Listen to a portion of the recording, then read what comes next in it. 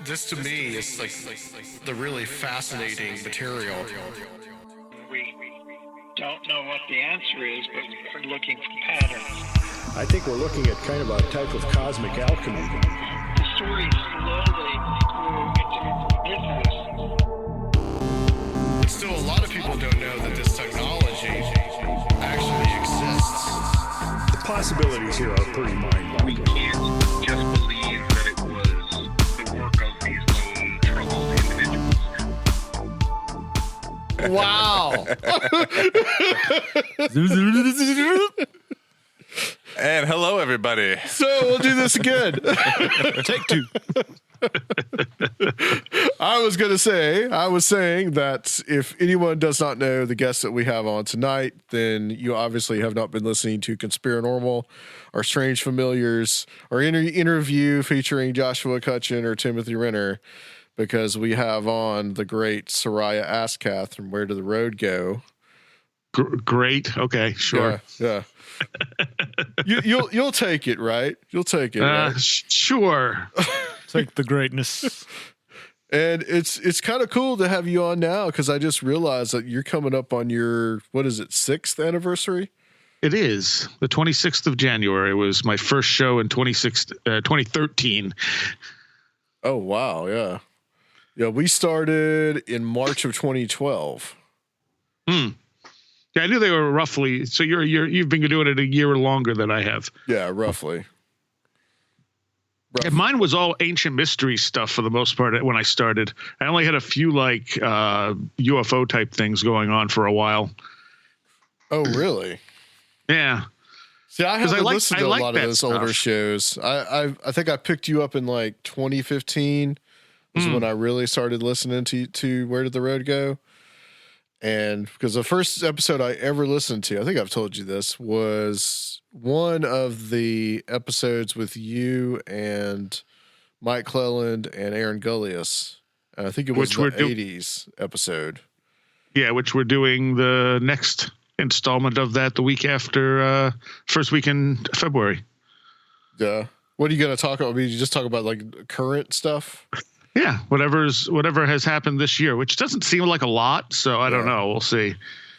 How many episodes did that run? How that whole UFO history thing? You lost 70, count? 71. I don't know. At some point, people on YouTube have requested I put them all together. Yeah. So I'm gonna try and do that before I have them on again. Okay. So that, people, if they want, they can go listen to the entire series with the two of them, which is going to be like 8 hours long or something. Yeah, this was back in like IPBN was around. You remember that? Like, yeah. Scotty Roberts and Rocky Stucci's network that no longer exists. And I was listening to it to see where our show was, and I start hearing these three guys talking about like Bud Hopkins and Whitley Strieber and non-ETH theory of UFOs. And I'm like, wow, this is like totally right up my alley. And I started checking out the show, and I guess I contacted you to come on the show, or maybe I don't remember. Maybe I don't remember either. Maybe I just said, hey, I really love the show or something like that. And since then, I've gone up to Ithaca to hang out with you and all kinds of stuff. So, which will hopefully happen again at some point. Yeah, I hope so too. We got to get you down here to Nashville. We'll see. Well, there is an event in Atlanta coming up that everybody's trying to get you to come to. Yeah, it's not going to happen. Oh no! Come on, Seriah, don't say that. We do wear shoes down here. You don't have to if you don't want to. That's totally a lie. At this point, I'm still repairing flood damage from last August, so I really don't have any money to spare. Yeah, what happened there? Like what? You had some weird freak flood that happened. To say the least, we had a storm do something storms don't do, and it dumped quite a few feet of rain on us in like 2 hours. Oh God! Which doesn't really happen in your area very much. No, it's never happened. This storm came straight north. Normally, they either follow the coast or they come in from the west or southwest or northwest, something like that. But this one came straight north, right across us. stopped on Lake Ontario, spun for a bit, came back south, which storms simply don't do, stopped pretty much directly over my house, and dumped hours worth of rain on us at the heaviest rain I've ever seen in my life, until it finally dissipated and went west, which again, storms don't do. It's that HARP weather control modification, man. Weaponized. Yeah, it must be. the chemtrails. But I had almost waist high water, and we're at the top of a hill. Jeez. And it took out my basement. It took out my store. It damaged my car. I didn't have a driveway for over a month or two. Oh my God. And you just a couple of weeks ago got your heat back? Yeah, probably about a little over a month ago now. Because that was all red tape. I had to get help to do it through the government, which was fine, but it's all red tape, and it's like, okay, you're approved. Now go to here. Okay, great. And it's like, all right, we're going to send somebody out. They do that. And then that person doesn't report back to the people they need to report back to. And it lingers, and it took weeks and weeks and weeks before someone finally came out and fixed the furnace. Is this like some kind of program they have, like where they don't want people to go without heat during the winter? Is that what it is? Yeah, well, it's normally you can get something like HEAP to help out if you don't have enough money. Yeah. But because my mom also died right after the flooding, I had just inherited the house, and HEAP won't help you fix stuff like that until you've owned the house for a year. Oh man. But so I had to go through. I still had to apply to HEAP so they could deny it, and then I could take a denial over to what they call weatherization, which helps you, fix up your house. It's a one-time thing where they help fix up the house, seal it up so it retains heat and stuff better. But we already had it done, so they're like, "Oh, you already had this done, but it was a natural disaster. Maybe we can get this for you," and they did. It just took some time. And I want to say too, like the whole community, like Where Did the Road Go community, kind of really came through for you. Oh yeah, yeah. I was shocked and happy because it saved my life. It really did. Yeah, yeah. Do you still do you feel like you kind of recover from all that now, or just like? No, I'm still fixing things. Yeah. My ignition on my car just went, and we didn't know why, and then we realized the connections were low enough that they got wet in the flood, and they finally just corroded. Man, it's like a cascading effect. Yeah. Yeah. Yeah. It's just stuff, constantly finding more stuff. And I mean, we still don't have a water softener. It took me months to get the E. coli out of the well, which was fun. Yeah. I remember you talking about that. Yeah. Jeez. And I got to test it again. The last time it tested clean, but I'm going to wait a few months and test it again and make sure. Oh, wow. Yeah. He doesn't know, like Seriah, like literally lives in the middle of nowhere. On top of a hill. But I'm not far from anything. That's the other thing. Like, it's exactly how I like it. Yeah, yeah. Because you like what? It's like only 30 minutes from Ithaca or something like that? Yeah. So you got the two closest towns are 5 minutes away. Okay. Yeah. So I want to talk a little bit about the last guest you had, which was Eric Wargo. Yes. That was an interesting show, and I also heard his show on Radio Mysterioso as well. Mm-hmm. And I kind of wanted to get your thoughts about that. Like, he has a book out about like time loops. Mm-hmm. It's funny because I have Jim Elvich coming on for the anniversary show because he was the first guest I ever had. And he deals with a lot of the same stuff in a completely different manner, and that was totally unintentional. Cool. But it'll be a nice contrast to Eric's ideas to have Jim's ideas up there. My thoughts on it are that he's definitely on to something. I don't buy the static universe idea, though. His comment where he says, it's not if you have like a prophetic dream and it comes true, it's because was always going to happen. That information can't come backwards unless it's going to happen. But my argument is we may get information that comes backwards and then we change things so it doesn't happen, and we wouldn't call it a prophetic dream anymore. Yeah, kind of like taking free will kind of out of the equation. Right, right. You know? So his view is that everything has already happened. It is already set, which, I mean, it's impossible to tell one way or another. But my sense of things personally is that that's not the case, that there are multiple possibilities going forwards, and you can totally screw things up if you want. Yeah. It's an interesting theory. I mean, I had a little bit of trouble just kind of like getting my mind around it. Maybe I kind of need to go and read the book. It's a dense book. It really is. It's about 350 pages, and it's not an easy read. It's not because he's a bad writer. It's just because he packs so much stuff into it. Right, right. Is it easy without having kind of a basic background in physics? Yes. Yeah. And it was harder for me too, because over the last few months, I've gotten so stressed that my concentration isn't what it was. Mm-hmm. So I have whereas before I could sit down and read for hours on end without a problem. Now I can read for a little bit, and then my mind starts wandering to, I still need to do this. Oh, I still need to do this. And I'm like, I'm not paying attention to what I'm reading anymore. Right. Yeah.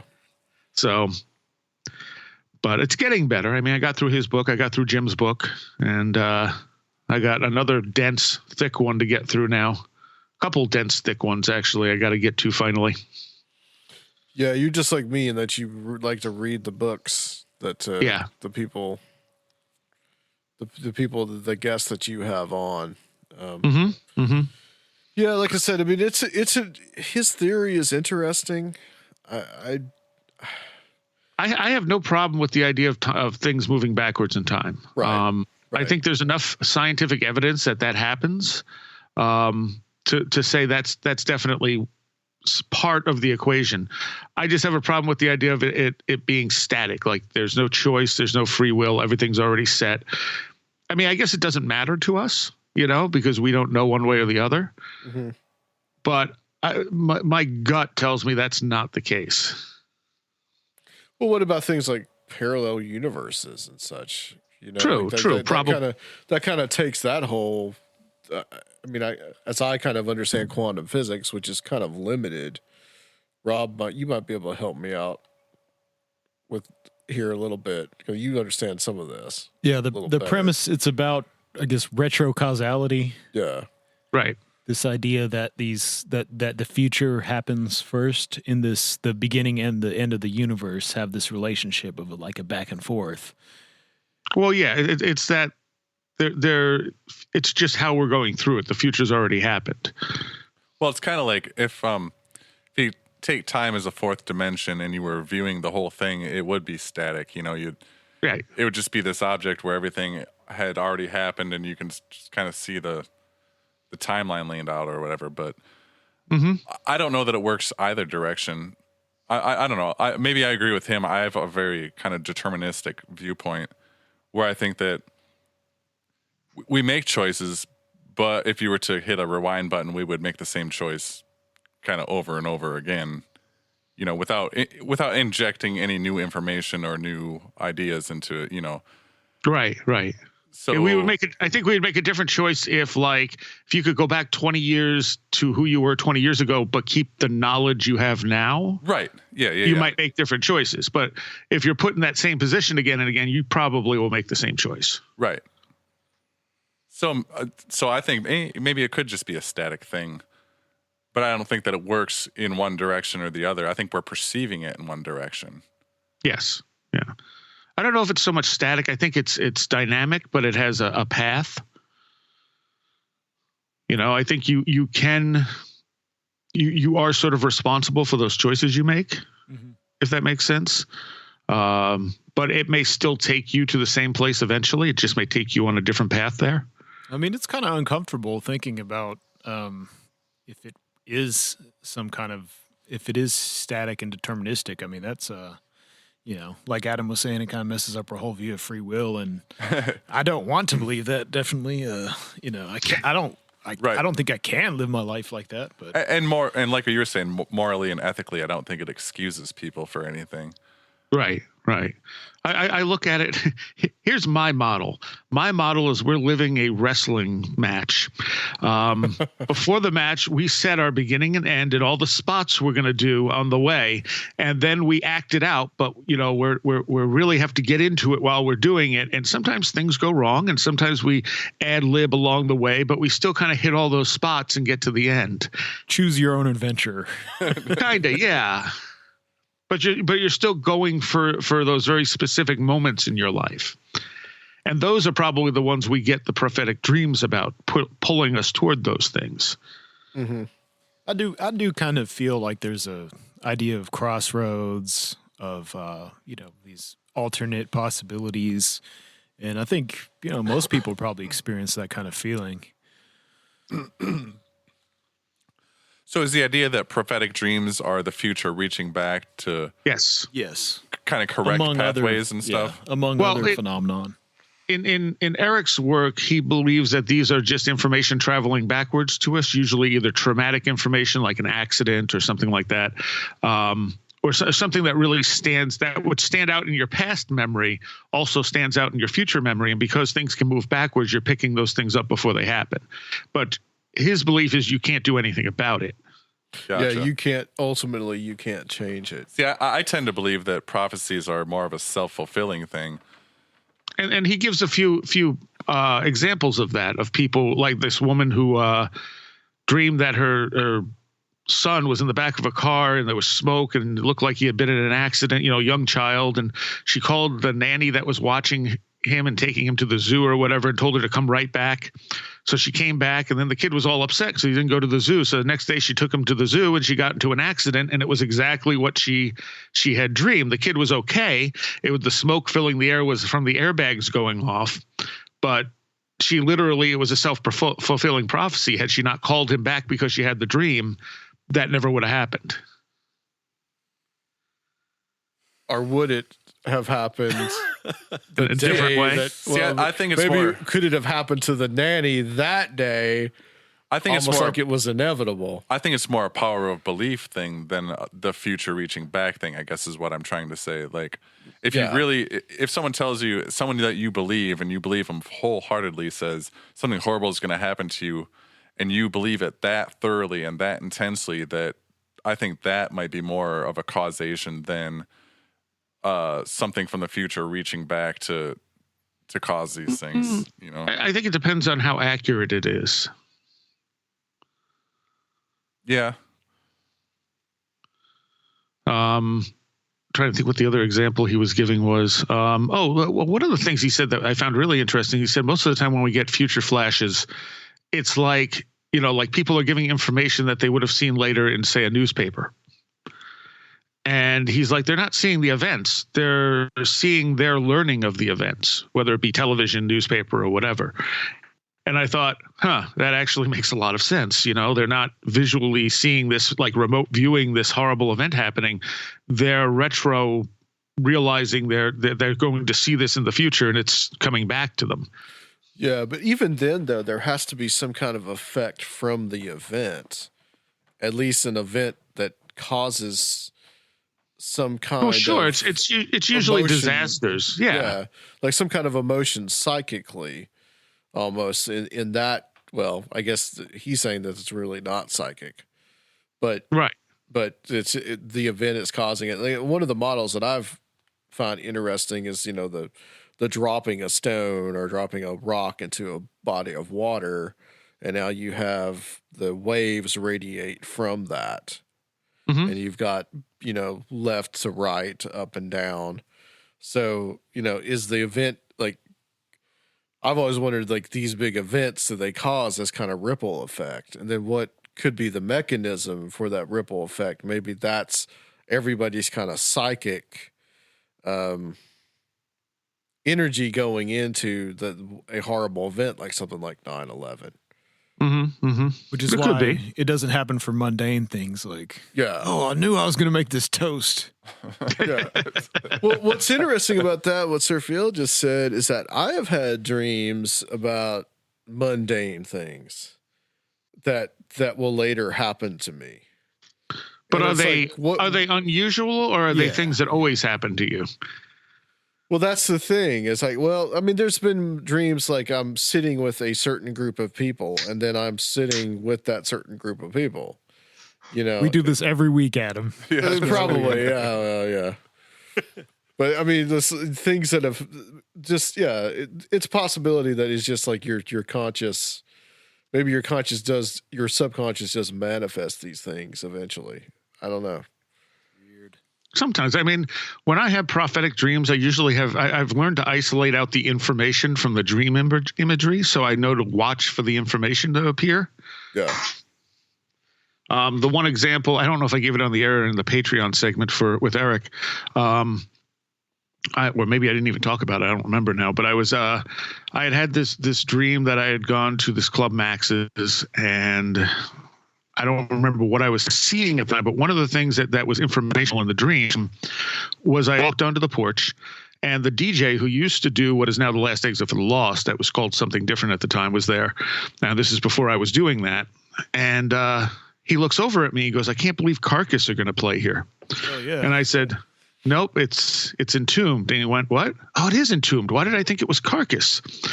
And so I wrote that down. And then I had gone to a show there, and he was there. And I walked out onto the porch, and he turns and looked, because they had just announced that Entombed were coming up. And he looks at me and goes, "I can't believe Carcass are playing here." And I just started laughing. And he looks at me, and I'm like, "It's Entombed." He's like, "It is Entombed. Why did I think it was Carcass?" And I went, "Because you were supposed to." That's really specific, man. Wow. Yeah.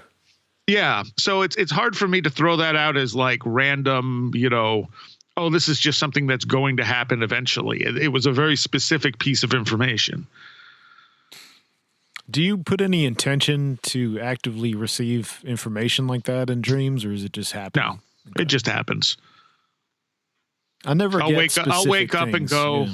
huh? What was that? I never get any specific things that are predictive like that. It's always just symbolic for the most part. Mm-hmm. Yeah, and I think that's a lot of people. For some reason, my brain at some point started giving me specific information. That's cool. But I also wonder if it's something else giving me the information. Yeah, there you go. Like you're it's with something. Yeah, I mean, because I've had a lot of things taught to me in dreams. Okay. So it feels like I'm interacting with something. And it could be my higher self. It could be another entity. I don't know for sure. And I don't know that there's a huge difference. Maybe it's a death metal fan too. Yeah. I've only had a handful of prophetic dreams, and they all correlate with either a recently deceased friend or relative, or a soon to be recently deceased relative. I don't know how to phrase that properly. But someone who's going to be deceased. So, yes, yeah. But 99% of my dreams are just pure insanity. That's not a bad thing. No. I had, I never get that. I usually get information about somebody I'm going to meet that's going to be important in some way. That's 99% of my prophetic dreams. Right. And see, there's the thing though, like how could that has to be, that can't be from a static universe, because how do you know you're going to meet that person? How would you know? A complete stranger. Well, if it was a static universe, then it's on your path and there's no way to avoid it. But I would say that, it's one of those spots in the wrestling match that we're going to do. Yeah. No, wrestling is fake, right? Well, that's why I'm saying. How dare you? It's relayed out into spots and a predetermined finish. So this dream is telling me about the spot that we're going to do here, where I knock the guy out of the ring and throw him into the guardrail. Gotcha. Wow, that's a cool way of looking at it. But a lot of the stuff in between is ad-libbed. You just have to make your way back to those certain spots that you want to hit during the match, or in this case, certain elements that you want to have connect during your life. So let's turn to, I wanted to pick your brain about doppelgangers. I know this is something that you guys have been talking about on the show. I think you talked with Ren and Tim about some of Yeah. this. Cheryl And I think too. Yeah, Cheryl Lee at one point. Yeah. I mean, I've had one doppelganger experience where I had not shown up to school yet, and the people, and I had shown up late. And when I went to get a pass, they were like, "You were walking back and forth in this hallway for the last hour." And I certainly was not, nor did I look like anyone else in the school. Uh-huh. So they reluctantly gave me a pass, but they were absolutely convinced that I was there for the last hour. Okay. That is Weird. That is really Yeah. strange. I mean, just And, really and when strange. the other one, which I'm not sure how much to put into it because I figure it was just a mistake, was that when I went to Fort Fest, even though I told them I wasn't staying over, they got me a hotel room anyway, and it was I was sharing a room with Michael Hughes, and so when Mike got there, they told him I had already checked in. And he's like, "Oh, I didn't even know you were staying over." And he went up to the room, and of course I wasn't there yet. I wasn't going to be there for a few hours. What? Strange. The hotel clerks? Huh? The hotel clerks? Yeah, they're the ones that told them. Yeah. I mean, to me, I look at that as they may have just been mistaken, you know? Yeah. The school one's a little harder to throw off, and I was asleep at the time. So I'm wondering if there was some kind of astral projection type of thing going on. Have you guys had anything like that? Adam or Rob? Not that I can think of, no. Well, I have one weird thing, and I don't really know what to think of this, but see, my ex-wife had these relatives, and sometimes I think this is just mistaken identity. Okay. But these people, these relatives of hers swore they saw me at a McDonald's with some like 3 or 4 year old little girl, and they swore that it was me, you know. And it's just like, what the hell is that? That's the other you. Yeah. Yeah. I read somewhere, I don't have a reference for this, but there's like only 2 billion genetic combinations or whatever for a human. So with there being, 7 billion people out there, the odds are there's 3 of you walking around that are genetically identical. Yeah. Of different ages, probably. And that's people that are 100% identical. So if you get variations of that, that's going to grow exponentially, you know? Mm-hmm. There probably are like just a crap ton of people that look very, very similar. Yeah. Oh, certainly. Yeah. Absolutely. I've had a couple experiences with older people, meeting them and them just looking at me crazy and like, "What's your last name? Are you from here? Are you related to so-and-so?" Or this one guy just like was looking at me like I was a ghost. And I guess I looked just like his buddy from, back 30 years ago, who's like gone now. And, I was partying with this guy, so he proceeds to get, real drunk by the end of the night, and he's just like looking at me crazy and just like, "You are identical to my friend," and just like he's freaking out. But that's it, Yeah, I really spooked this guy out, and I was just like, "No, man, not originally from here, and I don't know who the hell he's talking about, but made some kind of impression." Yeah. Yeah, I mean, that definitely happens. I've had people, send me pictures and be like, "This guy looks kind of like you." And it's like, huh, he does. Yeah.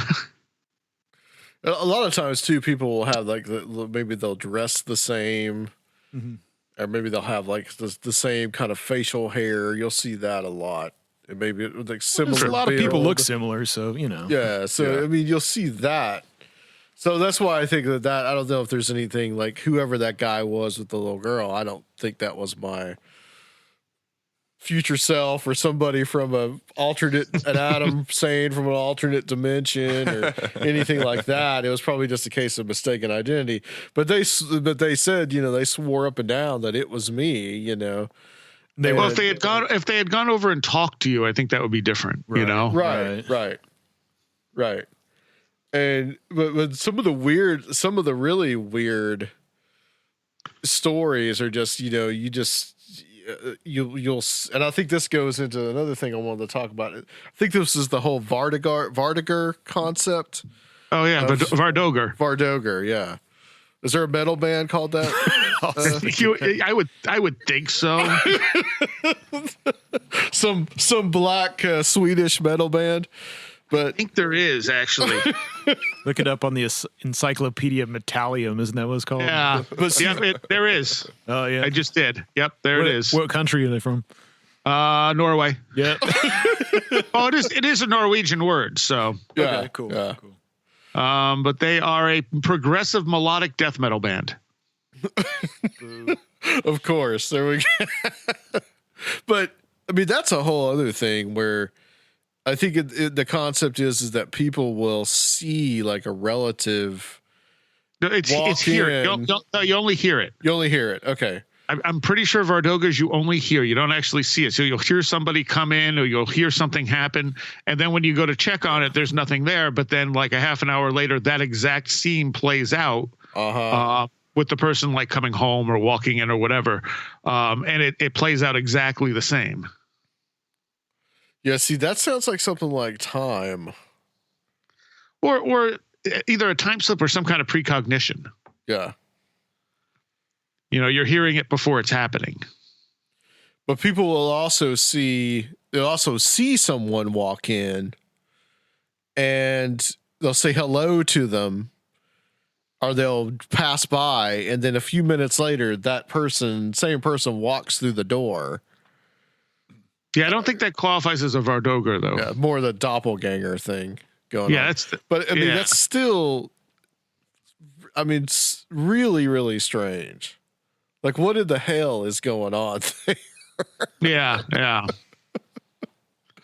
But you said you had some kind of experience one time where you heard someone and there was nothing there. That's happened many times. There was something recent. There's a lot that's happened to you. Yeah, probably. I mean, I just a few weeks ago, I was hearing odd voices outside my room, but there was no one there.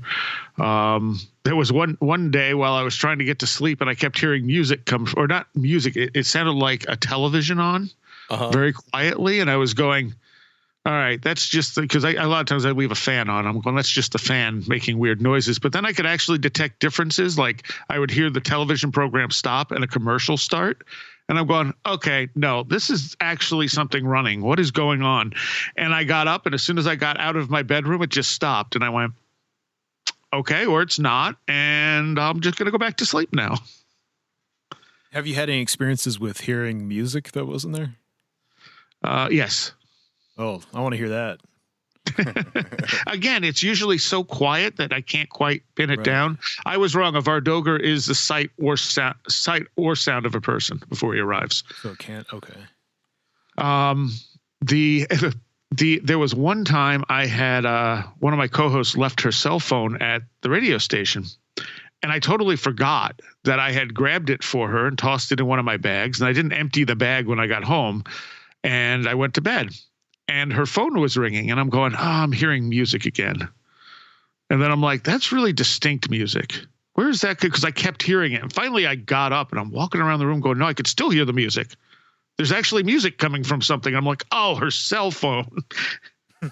Yeah, I had one where I was walking on this greenway by the river, and I heard like this faint music coming through the trees, and it was kind of twangy, and it was like some ancient Celtic music or something. And I was like, "What the hell is that?" And then it was just the General Jackson steamboat going down the river with country music blasting.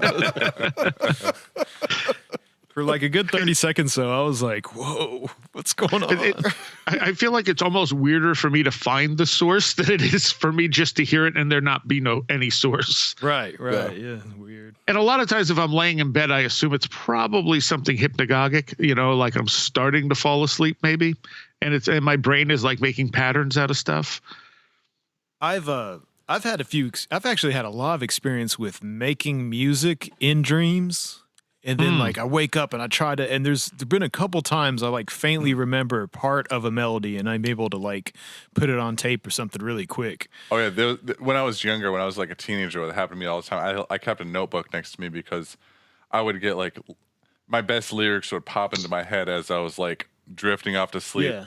And the early days, I'd be like, "Oh, I'll remember it tomorrow," and then you don't. So I would start just like waking up in the middle of the night and just like writing shit down, and That's what you need to do. yeah. There's been a few times I'm like, damn, man, that was awesome. Oh, man, I can't make it again. It's gone. One of the Psyche Corporation songs, I think it's the one I ended the Eric Wargo interview with, and the name is escaping me right now. If I remember right, she heard that in a dream and thought it was a real song. And after searching everywhere for it, she realized the song didn't exist, so she wrote it. That's cool. And it's going to drive me nuts until I look up Morpheus. That's what it was. Yeah, Morpheus. Cool. I'll have to listen to that. I guess for people that are musically inclined, that's probably a really natural thing. Probably, yeah. Yeah, I'm sure it's a lot more common. Yeah. Yeah, I would think so. And sometimes I get songs stuck in my head when I'm dreaming. But they're actual songs, so. That's good. Sometimes it's annoying. It's all Norwegian black metal. I don't listen to a lot of Norwegian black metal. Oh man, are you looking forward to the Lords of Chaos movie? I don't know anything about it. Oh, they're making an actual like Hollywood adaptation of the whole Mayhem and Varg Euronymous story. Oh, really? Yeah, it's it looks like it's gonna be pretty terrible. I'm kind of scared of it, but whatever. It probably will be terrible. Yeah, someone had to do it eventually. So. If I remember right, I got a new Lords of Chaos compilation. I was wondering if I wonder if that has anything to do with it. Yeah, that's probably the OST, man. But it was all newer bands. Okay. I think it was Lords of Chaos anyway. All I know is everything on it was good. Cool. And what was the story there behind? Was it Burzum and Mayhem? Yeah, Mayhem was a Norwegian second wave black metal band who this young lad named Varg Vikernes didn't think Euronymous, the leader of Mayhem, was hardcore enough. So he ended up murdering him. And there's some other murders and suicides and church burnings in the whole story, Just a bunch of kids up to no good. Wasn't it also because he was gay or something? No, that was one of the members of the band murdered someone who propositioned him in a park, I think. But yeah, okay, that's what it was. He said he just wanted to kill someone. It wasn't really because he was gay or anything. But I'm sorry, that compilation was Servants of Chaos too. Oh, okay, cool. Well, what was the whole thing? There was like a guy that killed himself or something. Like he blew his head off and. Yeah, then I believe it was a drummer from Mayhem at the time. Left a note that said sorry for the mess. Yeah, they took a picture of it and used it for like an album cover. Yeah, I heard about that. And ate a piece of his brain and made a necklace out of some pieces of skull. Jesus. The real deal. Yeah, hardcore. But that's what you get, with such a tolerant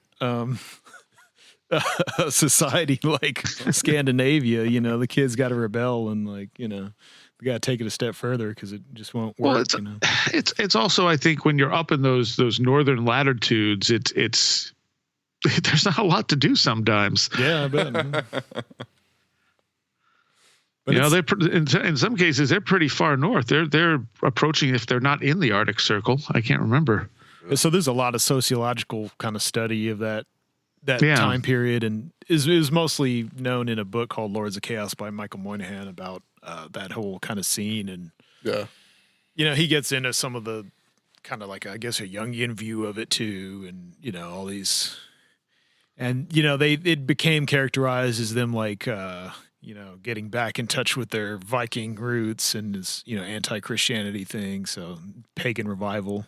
It's pretty interesting as a sociological thing. I met a couple people who were actually there, and it was a bit of a is real real historical disaster though, where they burned down all those ancient stave churches. Yeah. Those were beautiful, and a bunch of punk ass kids trying to be Odinists. It's pretty terrible. Trying to be evil. Yeah. Side note: the only reason I know about that is our mutual acquaintance Dan. Oh yeah. Yeah. Dan knows all those stories. Yeah. Oh yeah. We had a common friend who made sure we knew all the details in high school. So. He fashioned his whole identity off of mayhem and shit. Burzum, bro. Yeah, a lot of that stuff I didn't get into. Like, I like some black metal a lot. I like some of the modern black metal a lot, where it's more atmospheric. Oh, you don't like any of the primitive stuff? No Dark Throne? No? Some, but I wouldn't go out of my way to listen to it. Like some of the later Dark Throne stuff I like. Oh, man. No. All right. We need to change the subject before it turns into a metal argument, guys. We get really serious. I'm just, I don't know. I'm very picky about what I listen to, and a lot of the early black metal did not get on that list, except for Emperor. Yeah, I really like the first Emperor demos. Are my favorite, but I didn't like the demos as much. But I like the very first album. Wrath of the Tyrant, man. Wrath of the Tyrant. All right, we gotta keep it moving. You guys need to make me a Spotify playlist. Just something I can just click and. Real cult black metal isn't on Spotify, Rob.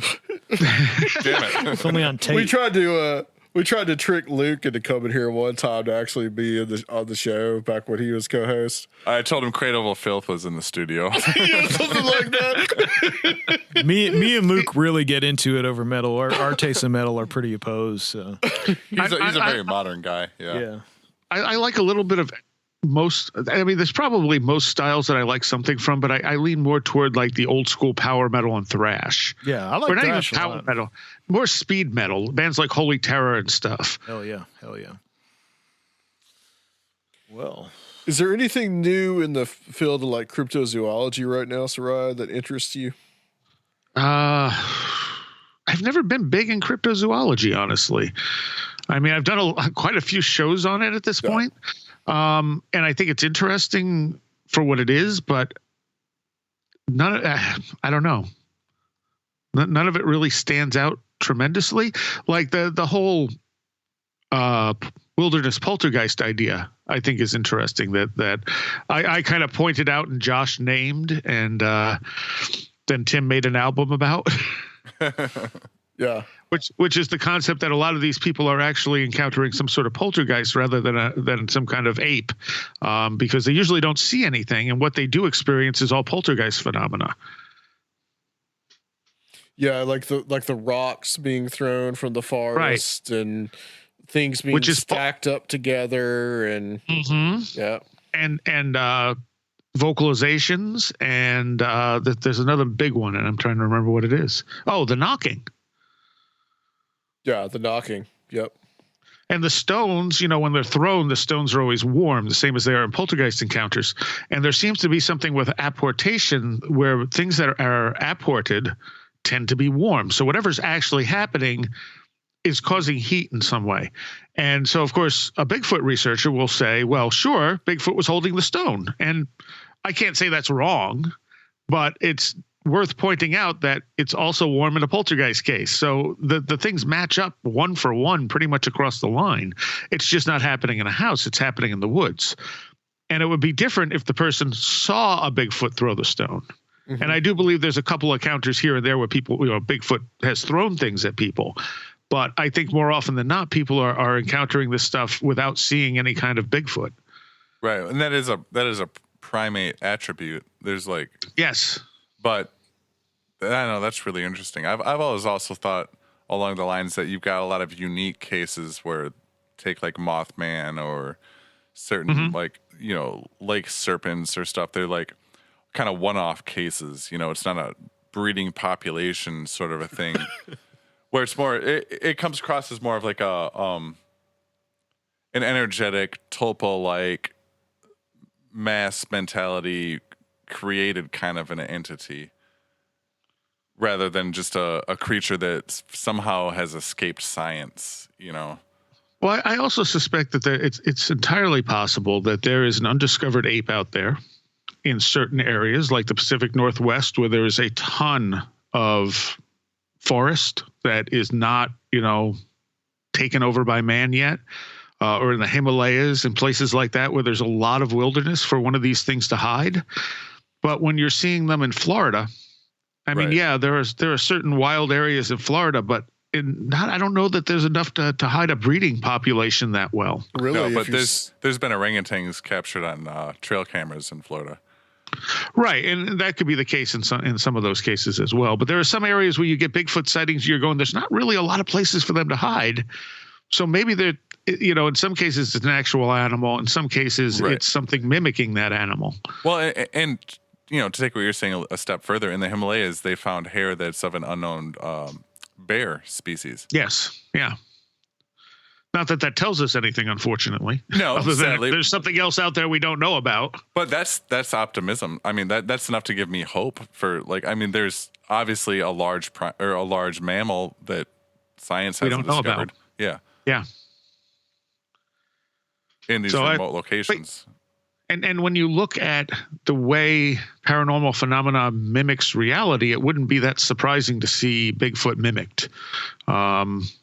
You have, with the UFO phenomena, there have been numerous cases where John Keel cited people would see airplanes and they'd realize those airplanes aren't behaving right. They'd glide in really quietly, slowly move around, and then fly away. And he's like, that's not an airplane, but it looked like an airplane to everyone.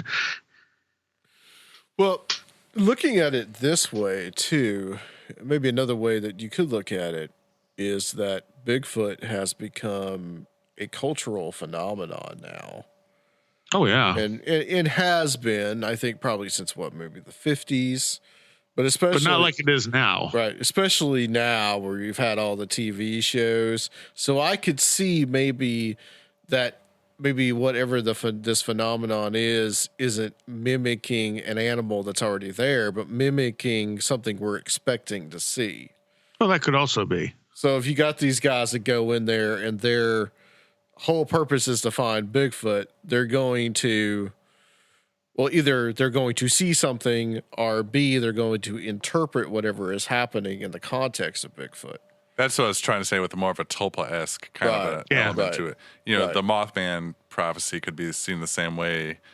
There was an initial sighting, and then you had this explosion of sightings, or, Loch Ness. The first sighting was like the 1600s or whatever. And maybe they saw a lake sturgeon, and that legend grew into something, and the belief created something else, or, created that to happen. I had postulated a while ago that there may be these wandering pieces of consciousness out there just looking for a form. Right. And exactly. but not so much like a tulpa that we create, but like something that is just, it's already there, but we have no process for it. So we give it its process, we give it the camouflage that then takes on. Right. Well, I guess that's how I think about a tulpa. It's not something that's generated in the spot, but something that's trying to find a way to represent itself to us. But you could also that whole egregore concept, which is really interesting and really complicated. Yes. But that in and of itself, where you have this, we generate this image, we generate this tulpa, but something else of intelligence comes down and inhabits that form. Right. That could very well be the mechanism that we're really getting towards. You're not a big flannel man guy? The flannel man stuff is interesting. I just listened to Tim's latest show where he was talking about the jumping Frenchman, and that was really interesting. Yeah, that was. I'm not sure what to make of it yet. Yeah. I think it's just a Pendleton marketing campaign myself. Well, Tim was he was talking about this idea of if you guys, I don't know, did you guys listen to that show, Strange Familiars? Yeah. Sometimes, yeah. Yeah, so this is actually something that I think like that would happen in like Maine, Michigan, Wisconsin, these areas, called jumping Frenchman syndrome. And it was these guys that would be out in isolated in these logging communities for months, years, whatever it was. And they developed some kind of strange neurological disorder where if you told them to do something, no matter, you could tell them to kill themselves, they would do it. But you have to startle them. Yeah. Oh, yeah. Okay. That's what it was. So if you came up behind them and poked them and went, jump, they would jump. Yeah. So they call them jumping Frenchmen. Right. And so they would pick on them by making them do things like jump off boats into the icy rivers and stuff because, they were bored. But there was one case they were talking about where the foreman was kind of a jerk. And his kid was there and he was showing the kid around and he went up and he's like, watch this. And he goes up to the guy who's cutting wood who has jumping Frenchman's disease. And he pokes the guy and tells him to throw the axe. And the kid had just walked in front of him. So he immediately throws the axe and it went right through the kid's head, killing his son, which he then turned around and killed the guy for killing his son. And I'm thinking, it was your fault, Jesus. Yeah. So Tim's kind of postulating, I think, that these are, I don't know, is he thinking these are spirits or these are some kind of archetype of these, or they're out of, or OBEs of these people actually experiencing this. Yeah. Which I'd have to cut across time because you don't really hear about jumping Frenchmen so much anymore. I'm sure it still exists. Yeah. I don't think you heard about it a lot at any point. It was just, because it was just certain isolated communities. Yeah, I had never heard anything about that. But I'd heard the term, but I didn't know anything about it. Something I recently came across that I'd never heard of before is the bizarre plagues, like dancing plagues. Or laughing plagues. St. Vitus dance. Yeah. Like people like literally laughing themselves to death and it being contagious. And that's something Kundalini can do. Huh. Although I don't know that anyone's ever laughed themselves to death from it. But it is contagious where you can touch someone and spread it. Wow. Generally those are put down now, I think, to like mass hysteria. Right. Yeah. But you could be right about that, Seriah. They are, but it's still it's not really a satisfying answer. Like that's just so bizarre. Yeah. Yeah. It's very strange. It's strange. The dancing plagues where people were just they couldn't stop dancing. So priests were trying to they're like, all right, let's bring in a band and give them a beat to dance to. Maybe that'll cure it. And there's been more recent things too where I can't remember what the girls' school one was. There was this girls' school where all the girls started having this very weird thing happen to them, and they were putting it up to mass hysteria, but that's just because they couldn't figure out what was going on. And for the life of me, I can't remember what it was. I think it was in like Colombia or something. It was it was like a girls' school where they were saying that everybody was being possessed. Yeah, but I think it had some very down to earth symptoms, Yeah, I'm looking it up here in the. Yeah, I'm trying to look it up too. Book of Knowledge. See if we can find it. I'm getting a dancing plague. But it was just a couple of years ago when it happened. Yep. What's your thoughts on like spirit possession? You got any thoughts on that, Seriah? It's possible. I mean, it's. I think there's so much we don't understand. It's hard to really say what's going on in any of these cases. We don't know for sure whether or not spirits exist. And if they do, we don't know if they can actually possess us or just influence us. And how much, look at how much our own brain and our own mind consciousness can do to split things apart inside. Oh, yeah. So it's real hard to say what's going on in any of those cases. It's almost like you have to take a case by case view of it. And we still don't really know enough to be able to definitively say anything about it. It all comes down to belief after a point. Yeah. So I did find nearly 100 school children possessed by the devil have contagious visions of man in black trying to kill them. Oh, Yeah, that Jesus. wasn't it. And this was in Peru Yeah. that happened. So it's probably happened more than once. Johnny Cash.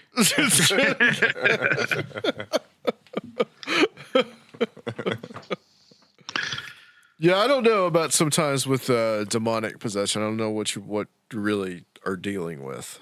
That's and again, that one's. I know we've talked about this on this show before. Yeah. I mean, what's a demon? Are there demons? How much of it is psychological issues? How much of it is being made worse by what someone believes or the people around them believe? Because take poltergeist phenomena and put a deep religious bend on that, and it could get pretty nasty. Right. Everything is demons, right? That's right. Exactly. Well, everything is explained neatly by demons. And that's that power of belief again, too. If you believe that there's demons out there trying to get you all the time, and you have some minor issue, you could talk yourself into just about anything. Yeah. Well, I mean, it's when you have a belief system like that, though, it's very easy to just, it's like when I was reading Digital Consciousness for Jim Elvich, he's talking about different ideas of how the universe started. And he addresses like the religious views. And he's like, well, the thing about religious views is no matter what's discovered, it's just, well, God did that. Mm-hmm. It's like, okay, but that didn't really explain anything, And it's belief. And most of these things are belief.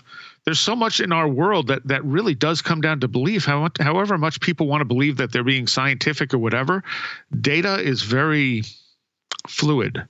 There's very little we really truly know. I mean, we have ideas, and those ideas constantly change if we're open-minded, including in science. Although sometimes with science, it takes a little longer for new ideas to kind of break through because no one wants that change, Yeah, people invested in certain ideas. That's why we're still looking for dark matter. Yeah, that's true. There is a plethora of evidence for psychic ability, like more than enough to be accepted scientifically, and it's still not accepted scientifically because it doesn't fit the paradigm. However, dark matter has been pretty much routinely thrown out by most serious physicists and cosmologists because there's zero evidence for it, but they're still out there looking for it, and it's still a big word in, like popular science. Yeah, that's very, very true, Seriah. I don't know. It's a hard thing when you're dealing with with all the kind of subjects that we talk about, because there is kind of like a belief system dealing with it, but then you get into science as well, and you can see that there's a certain amount of like they have to put in their own beliefs into their science. I mean, there's physical testable aspects to science, but then there's also, where what you just said is a good illustration of that. Like we're trying to still prove this theory that we can't quite prove. Everything's theoretical at some point. Yeah. Right. Exactly. And there's, but you have to test those theories. Yeah. Right, but they've found, in reviewing some of this stuff, they found so many of the stuff that was accepted test-wise wasn't really looked at critically and wasn't actually repeatable. Not everything, of course, but they found that what happens is if something fits the paradigm, it's more likely to be approved if it, shows the result they want than if it shows the result they don't. And that's just human bias. It's the way we are. It's bad science, but... it's bad science, but it's definitely the tendency. Yeah, it's a human thing, and we're all human doing this. So I mean, it's going to happen. But there's also, they showed in a peer review thing, they had submitted a bunch of different papers for peer review, and they found if they put a big name on it or a big university on it, it was more likely to get accepted, even if it was complete nonsense. Mm-hmm. And then they would take, and sometimes like nonsense to the point of being literal gibberish. And then they would take papers that had been peer reviewed and accepted, and they'd resubmit them with like an unknown name on it or a very small university, and they'd get turned down. So there is a bias at work there, even with the peer review process. Yeah. Yeah, see, that's not good. No, but again, that's the best human nature. It's the best system we have, though. Yeah. For the moment, yeah. Right. You know, it's not the scientific method that's biased; it's the scientists. Right. And no matter who you are, you're always going to be a little bit biased. The best you can do is try to be as little biased as possible. But you figure every single one of us is in a different universe, in a sense. I mean, we may be sharing it, but we don't know. No, you don't share the same memories, experiences, or views with anyone 100%. Mm-hmm. Even identical twins who are raised the same are going to have a different view of reality to some degree. Yep. Yeah, I've often wondered about that, whether we, as individuals, we just kind of make our own universe. Right. And well, to interject religion back into that equation, I think that the biggest issue there is comfortable beliefs. And by that, I mean that anything that somebody's like, okay, this explains evil in the world, or this is why this happens, not because of any kind of empirical thought, but because it makes me feel warm and fuzzy. Those are the kind of things you got to be kind of careful about when you're blending your kind of general spiritual outlook with what you're trying to figure out as far as truth and what's really going on behind the scenes, you know? Yeah. And you have people, and I have a friend who was having what sounded very much like sleep paralysis, and he would see grays like in the other room slowly moving toward him, and it would freak him out. And one day he called out to Jesus to save him, and they went away, and it didn't happen again. Or if it did, I think he did the same thing, and they went away, and eventually it stopped happening. So it kind of moved him toward being more religious. And there are a lot of people out there, and I'll see comments on our YouTube videos and stuff of people being like, all you have to do is invoke the name of Jesus. And I'm thinking, right, but it also works if you believe in something else and invoke someone else's name. It's not just Jesus. It's just that's that person's experience. It's their belief system. And when they do that, it's just confirming their belief system. You know, it's like, oh my God, I called out to Jesus and he saved me. He's real. This is my proof. Without realizing that, you know, other people have called out to other entities and also had the same response, which may mean that it's more a belief thing, that, you know, these things are, and especially with sleep paralysis, whereas there may be some other interaction in there because it is an altered state of consciousness. A lot of it is probably completely internal. So if my friend says, he calls out to Jesus and these things go away, it's because at least some part of him believed that would help. Right. But to a lot of people, that's confirmation. You know, it's absolute solid confirmation. It's like they've done studies on prayer and they've showed that prayer helps, but it doesn't matter who you pray to. Yeah, and that. Oh, go ahead. Yeah, go ahead. Finish. I was just going to say that implies it's the intent behind it, not it's not that it's actually another entity responding. Right. I totally believe that. I think belief is an incredibly powerful thing to our psyche and to whatever energies we're interacting with, you know. Right. You know, I'm okay with that if that person, you know, if that shores up their belief, if that stops that experience for them. Oh yeah, absolutely. You know, because that's something that person can hold on to. Yeah, if it works, do it. Yeah, exactly.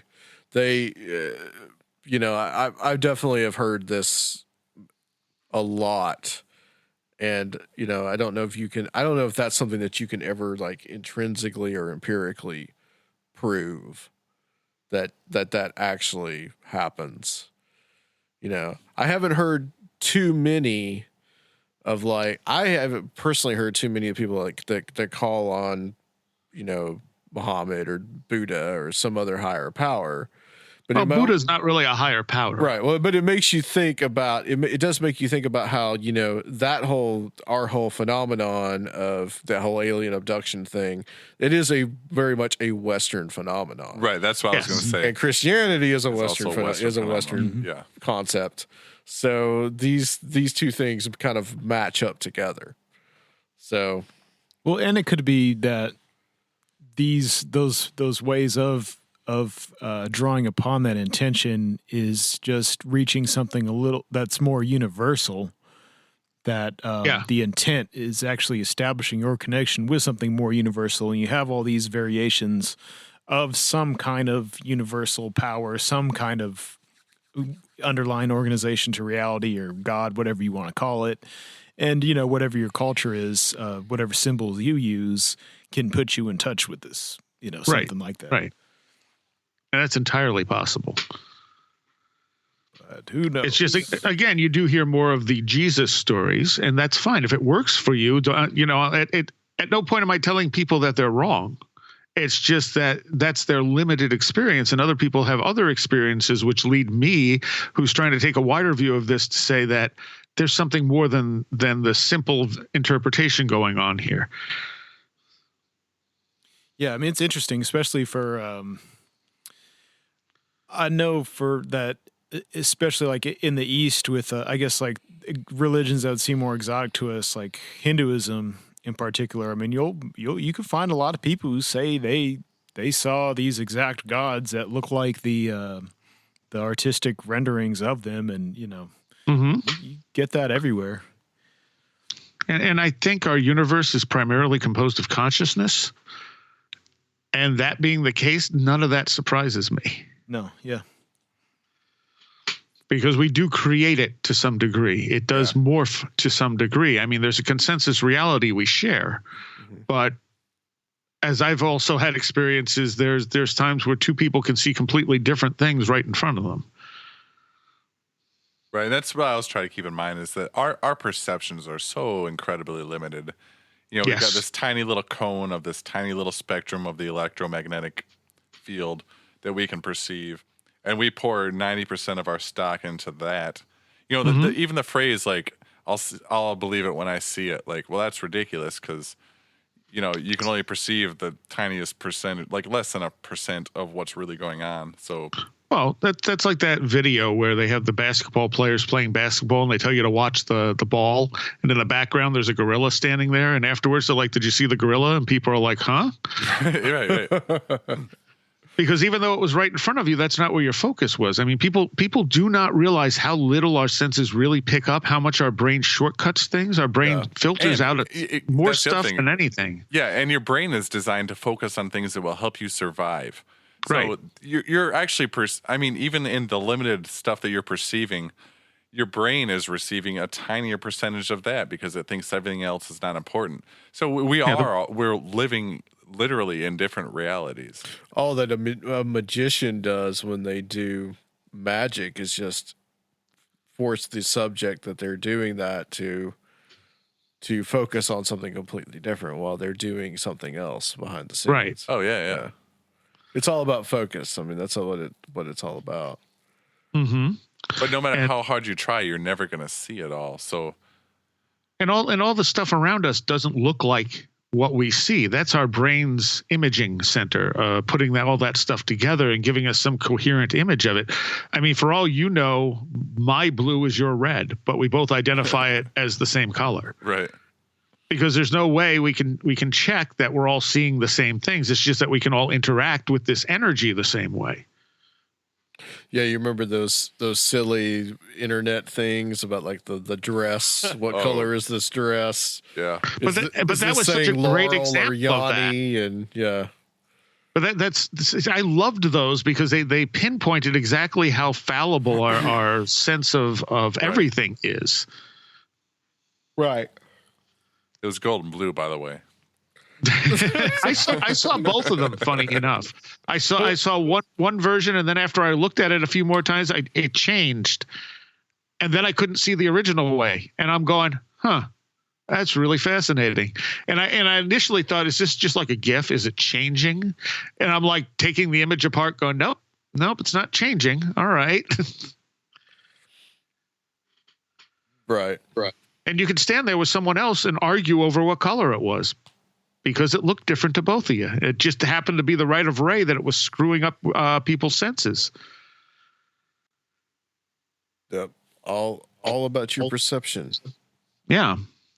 So when people rely on their perceptions and think that what they're perceiving is the absolute truth, they're woefully misguided in that. That's why I maintain agnosticism. Yes. Yeah. And pretty much you have to if you want to learn anything about where we are and what all of this is. Right. You can't get stuck on one idea or you're just never going to progress any further. And I think to most of the people out there, the majority of the world doesn't care. They just want to live their lives. They don't care about understanding reality or any of that stuff. But to those of us who do want to understand this, it's like you can't get stuck. We must have mercy on them. Well, they're the ones asleep in the Matrix. Not everyone wants the red pill. Yeah. And that's fine. That's not a bad thing. It's just their choice. Yeah, it's absolutely fine. And that's something that anyone coming down this path has got to really deal with. Yeah. And accept. I mean, you get people who are like, we got to wake everyone up. It's like, that's never going to happen. It just isn't. It's not the way the world works. Got to wake up the sheeple. Right. I mean, yeah, there are some things that people should have better awareness of, but still they don't care and you're not going to make them care. So, Seriah, I know that you don't talk a lot about conspiracies on your show unless one of us brings it up. Wake up, sheeple! Which Adam's about to do. Well, is there any particular conspiracy that you find, like conspiracy theory that you find interesting? Oh, yeah. Yeah. I mean, I'm pretty much, I'd say 95% certain that JFK was not killed by Oswald. Sure. I think that stuff is really interesting and how it ties into people like the Bush family. What's his name? I always forget it when I need it. He does the Who, What, Why website. He wrote a book called The Bush Family Jewels.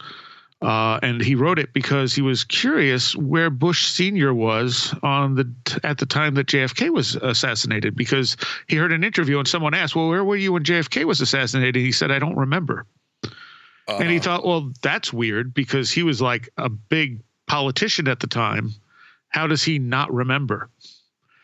So it turns out he was in Dallas that morning. And at the time JFK, and he was in Dallas with a bunch of other big name people who were kind of in control of things. And then at the time JFK was shot, he was a short distance away giving a speech.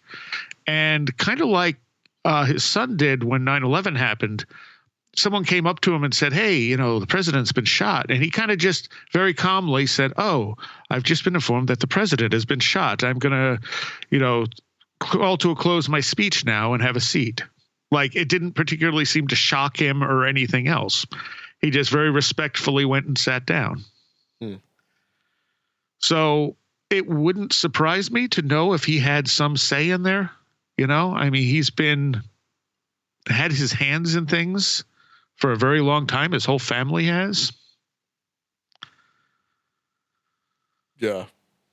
So, yeah, I think there is a conspiracy there to guide things toward that sort of militaristic takeover of the world. I think you see it in 9/11. I think Kennedy was the first shot.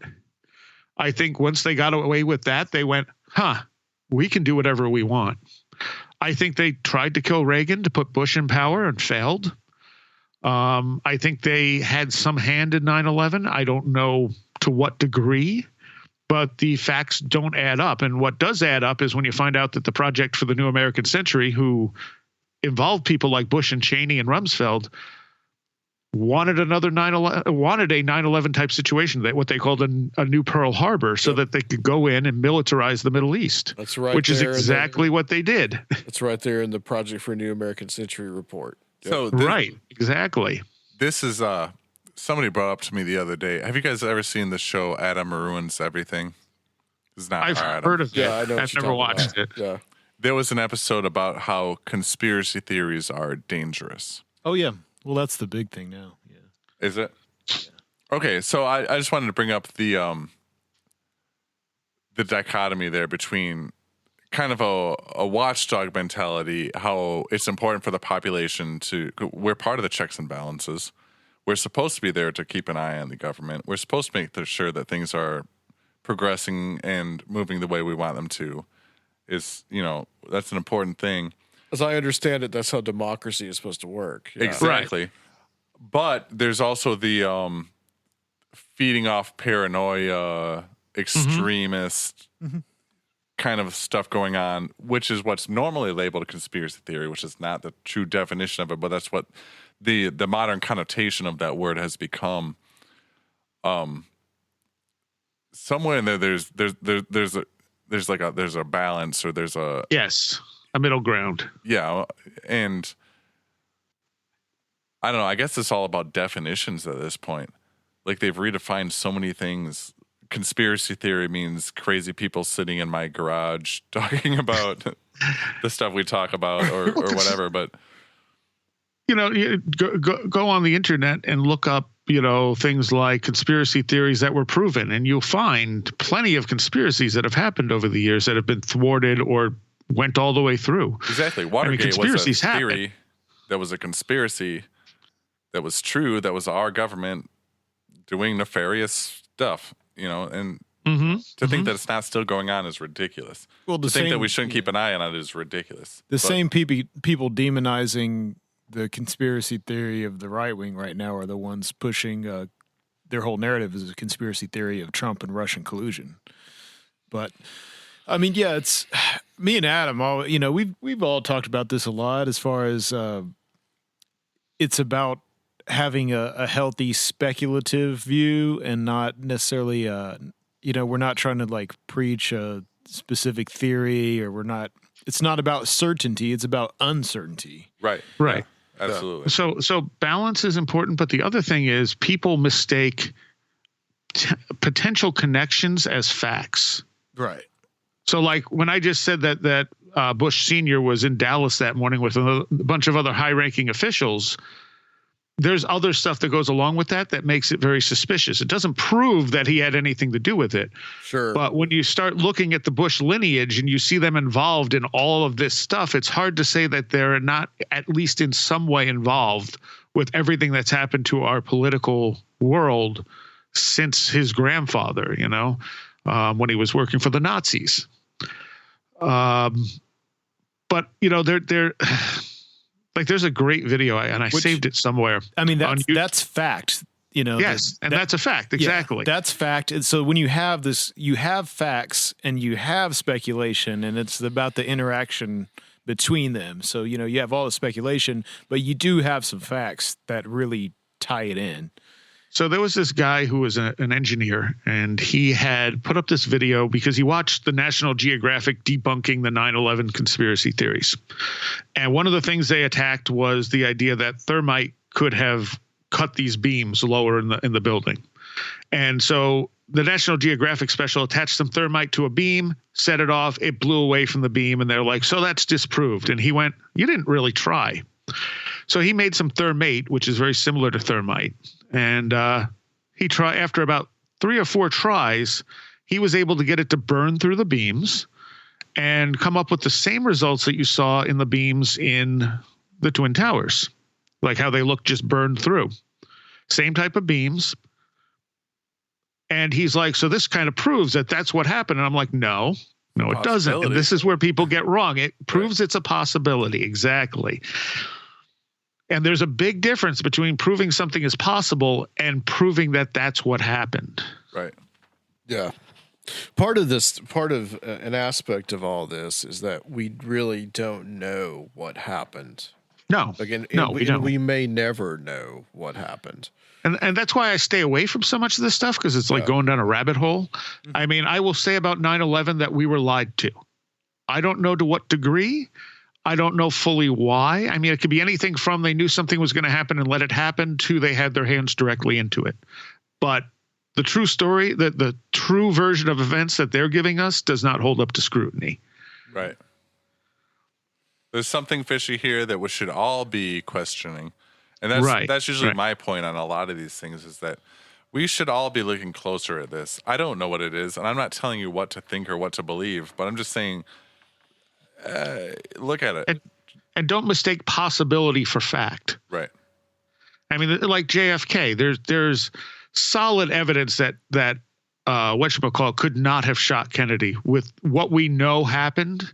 You know, everything from their ridiculous magic bullet theory to the number of shots that were actually fired versus the number of shots that could have been fired from that gun don't add up. Right. So even if Oswald was up there and there's evidence he wasn't, there were other shooters. There had to be to make that happen. What that doesn't tell us is who the other shooters were. Right. You know, there's some obvious, you know, so many people hated Kennedy for the stuff he was doing, including members of our own government.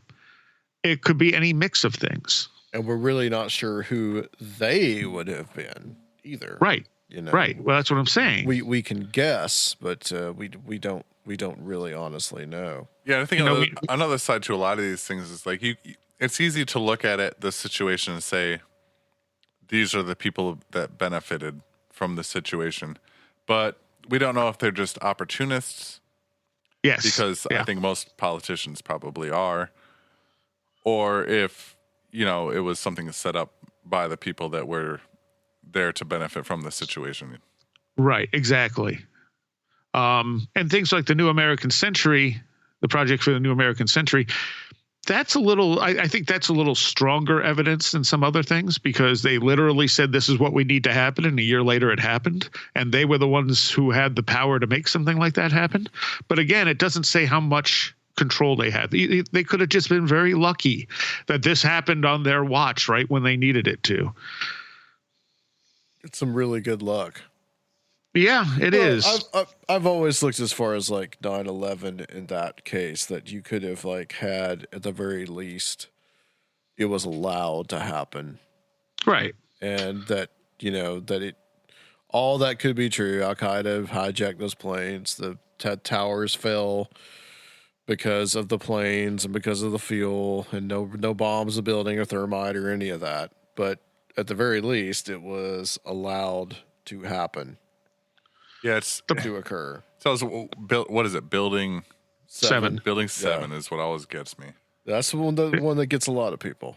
Well, you know, I know a bunch of people who are very much believers in the official version of what happened, and for Building 7, you know, I think it was Paul Kimball I was talking to, actually, who believes the story that the government told about. I had him. It's one of the only times I've dealt with conspiracies on the show. I had him on to talk about his feelings on why he felt it was that we were told the truth about this. And he's like, well, look, you know, NIST, you know, put this report out about how Building 7 fell. And so then I started doing a little digging into the NIST report. And I found that the NIST was not assigned to figure out how Building 7 fell. NIST was told Building 7 fell from office fires.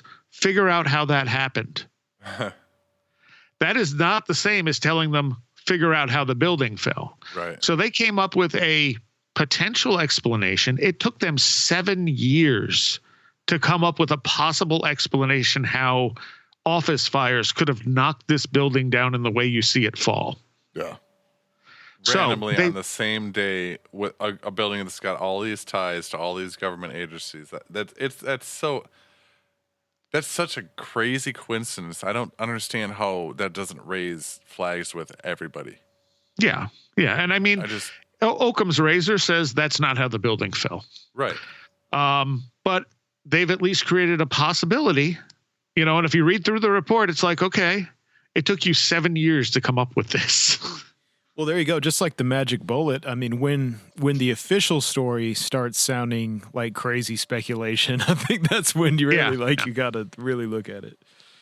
But you have people who don't want to believe that any of this stuff is possible. So then you end up with like these two sides the extreme believers and the extreme conspiracy theorists, and they're the ones you see fighting back and forth, while the people in the middle going, well, I'm not sure, just going, I'm going to stay out of this. Yeah. I think that's the best tactic for them. Yeah. Yeah. Honestly, like, I mean, I gotta say, Discord is a powerful tool. Yeah, I'm a lot less into trying to like think I can get to the bottom of these like big geopolitical things, like what happened as a result of 9/11, and even something like what's been going on in the Middle East since, what's been going on in Syria, etc.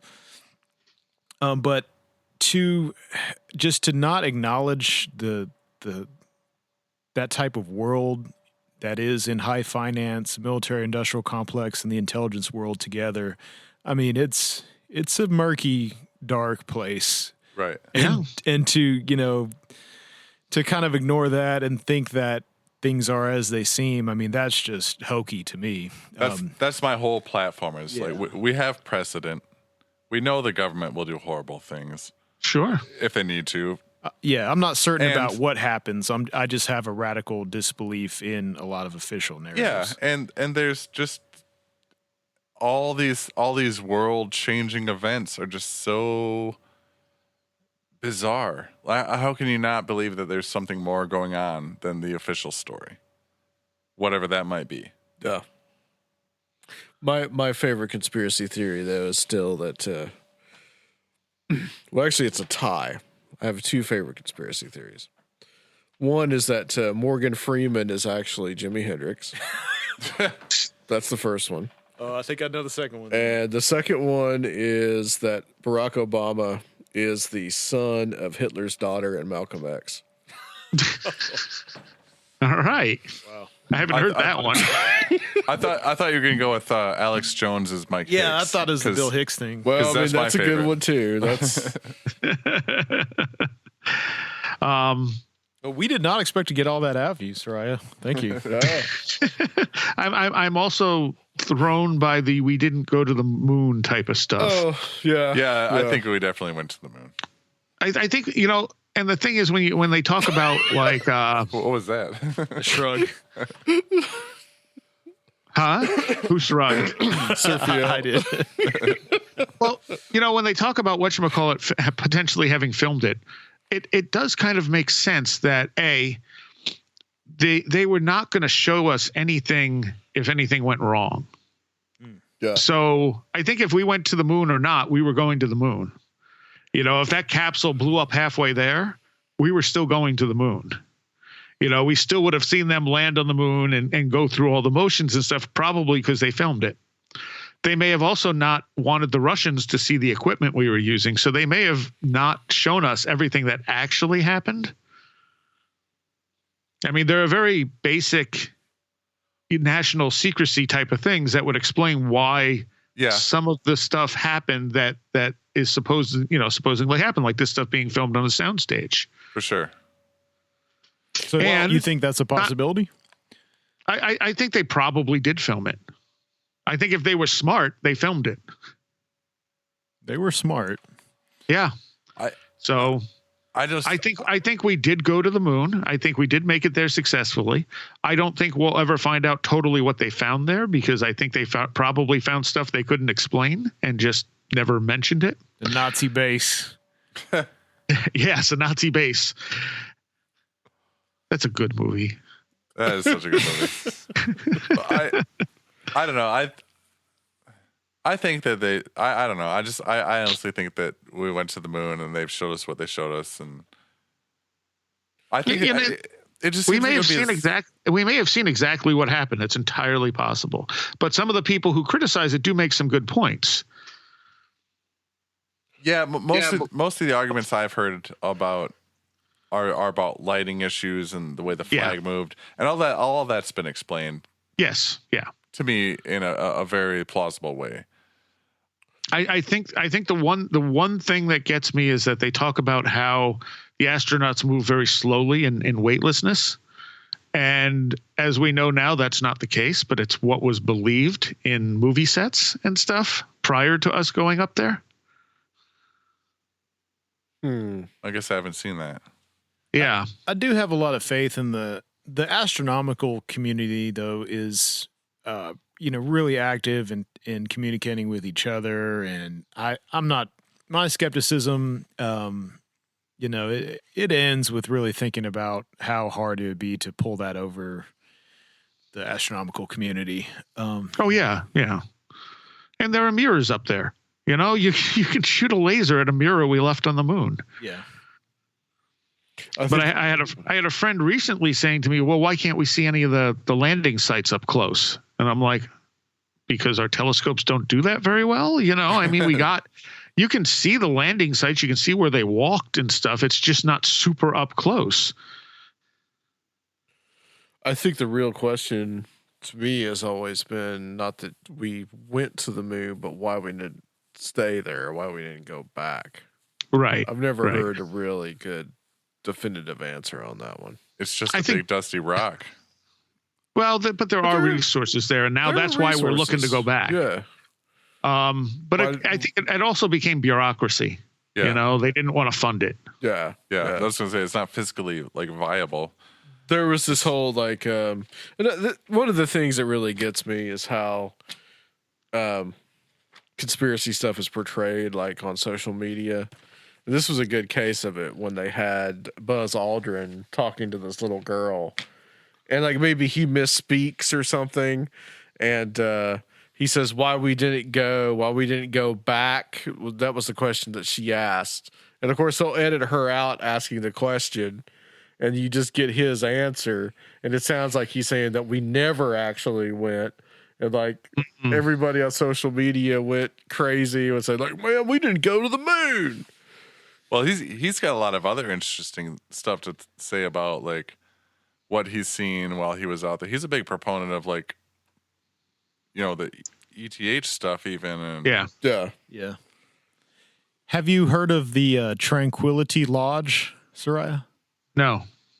Well, Buzz Aldrin was a Freemason, and there is a law, I guess a kind of make-believe Masonic lodge that is open to all Master Masons that's based out of Texas, where he brought a Masonic apron up there.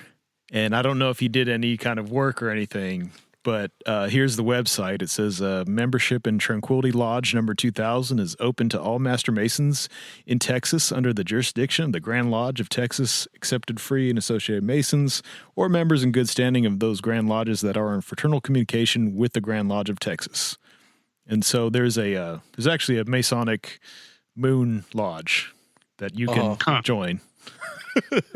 But yeah, nice. he brought an apron up there and took it back, and now it's there, and it's in Texas, I guess. Weren't all three of them Masons? Weren't all three of them? Probably. I think so. Yeah. That's usually how. Well, that's a big thing with Richard Hoagland is that they were doing their Masonic rituals on the moon and all this kind of stuff. Well, it's not, and Hoagland has some points. I mean, you look at Jack Parsons, who's the forefather of all this stuff, and I mean, he was an occultist. A lot of the stuff he did was intentionally ritualistic, and I think some of that carried over to some of the other stuff that these people do. That's right. Yeah. So and the thing is, okay, so if you can launch in this window, but this right here has some significance, ritually. Oh yeah. Why not use that? And it's been, it's almost everyone has said it's a, transformative spiritual experience. Just viewing, viewing the earth. From I'm sure. And I also suspect, I would not be at all surprised to find out that we do already have stuff up in space that we don't know about. Yes, I would agree. I'm not, and not in the Corey Good sort of way, but I think that our technology is such, right. I think our technology is such that we probably, as far as black projects go, have the ability to get out there, get to Mars, do this stuff. And we may be already doing it without ever telling the public. We don't have any Martian super soldiers with rail guns. Right. Old Betty. Good old Betty Lou. Betty Lou. That's a reference to a much earlier show. Anything that you're seeing in the UFO field right now that interests you, or is it just kind of drying up? I haven't seen anything new that's really struck me. Yeah. I mean, so much of it, I'm looking at doing this UFO history show again with Mike and Aaron, and I'm like, okay, other than the Corey Good stuff and the To the Stars stuff, what's happened this year? And I'm sure there's things I'm just forgetting. I mean, there have been some UFO sightings here and there, but I don't think anything revelationary has happened this year, like anything really huge. And I could be wrong about that. I don't know. But from what I've seen, I think you're about right on that, because really a lot of it's been dominated by the To the Stars Academy stuff. Actually, I'm sure we'll bring this up on the show, but the Project Blue Book TV series is actually pretty good. Is it? I haven't started it yet, but yeah, I just I watched the first 2 episodes in a row and was like, this was done decently, because they're taking the view that the government, which was the actual view of the government, that they wanted this stuff out of the news. They wanted to assure people there's nothing to it, so they'd stop talking about it and stop looking into it. And so that's why they're starting Project Blue Book, and they're trying to get Hynek to kind of go along, and Hynek's going, wait, no, this doesn't make sense. This doesn't all add up.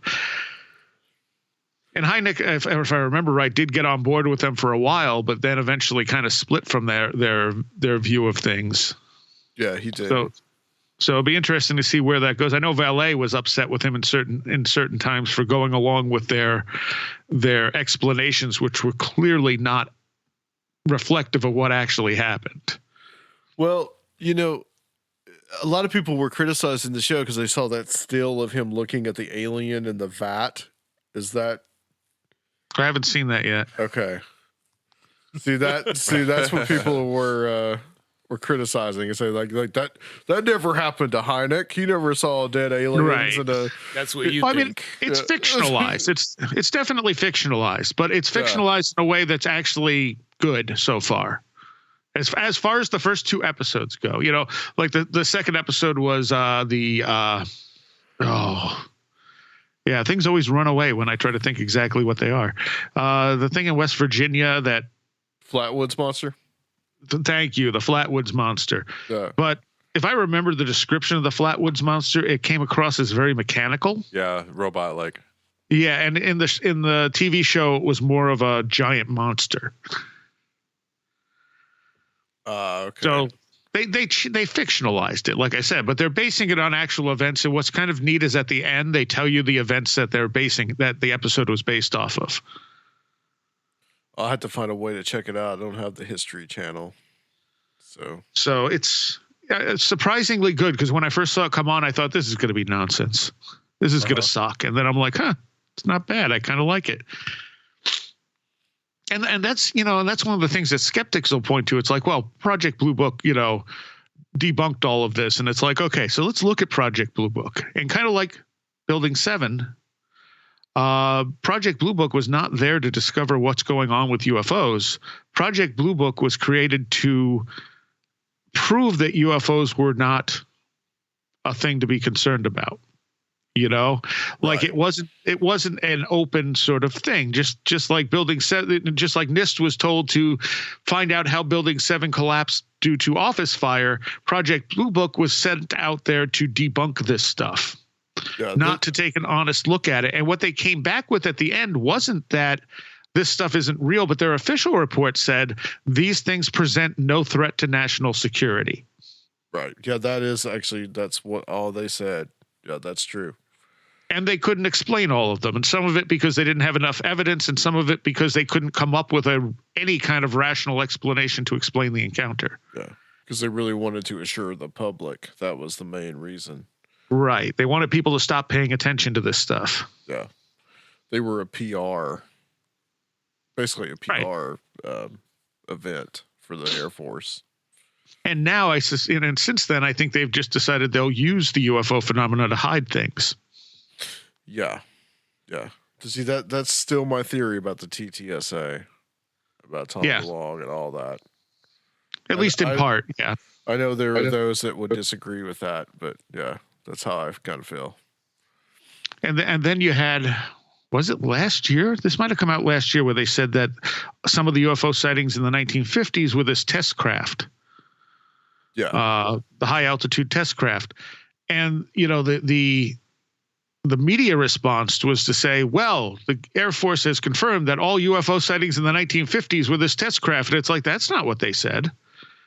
They said a small percentage of these UFO sightings were very definitely this test craft, but it was like planes flying over a certain height would have been able to see this thing, and it would have just been like a glimmer way higher than they thought anything would be able to fly at that point. That's far from explaining all UFO sightings in the 1950s. That's true. Yeah, they can't explain all of them. I mean, that's impossible. Well, but not only that, it's not. They weren't. Even the Air Force didn't say this is what all the UFO sightings were. It just said some of them were this test craft. We're revealing this now, 50 years down the line, that hey, or 70 years down the line, whatever it is, and you know that hey, look, this was us in these few cases. Yeah. And that just goes further to say that nowadays some of these things are us. Yeah, I believe so too. It's really hard to look at UFO sightings nowadays and say that it's not some kind of top secret craft, a drone. I mean, look how creative people are getting with drones, you know? It's really, really hard. Unless something does something so astronomically weird, you kind of got to always put that asterisk that it could be us. Right. We could not even be dealing with military. You could be just like private companies out there flying these things around. Yep. Absolutely. Now I think that's probably very, very likely. Well, not to mention people intentionally dressing up drones as UFOs. Yeah, that too. But if you see something very large suddenly descend and it's sitting a few feet, 100 feet from you and it's gigantic, and then suddenly it just disappears.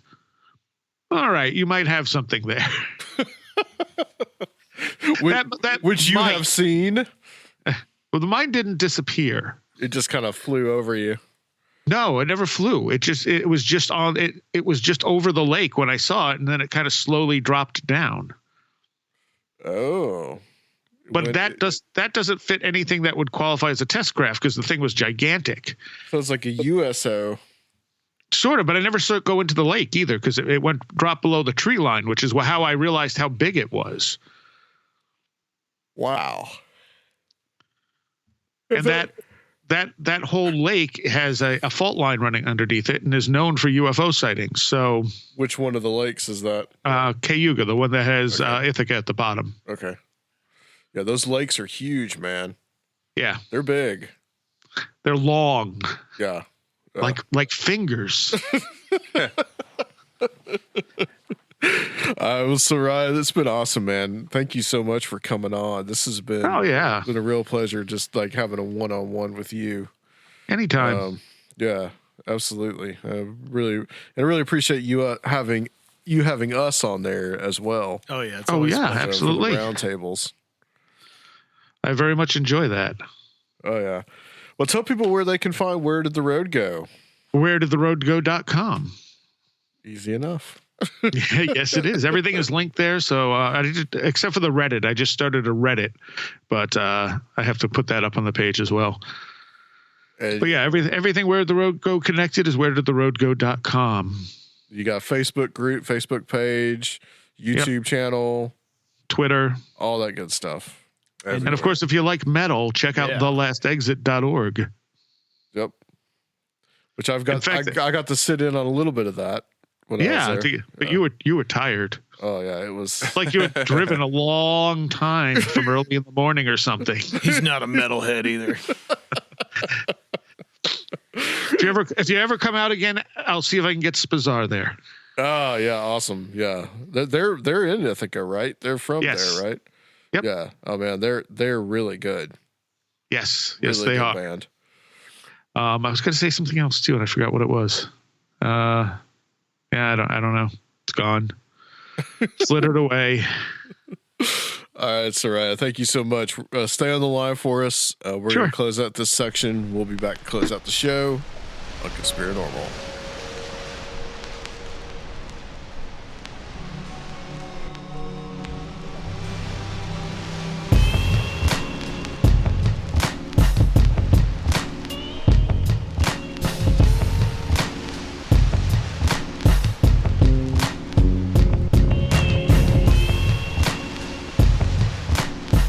Adam's too warm.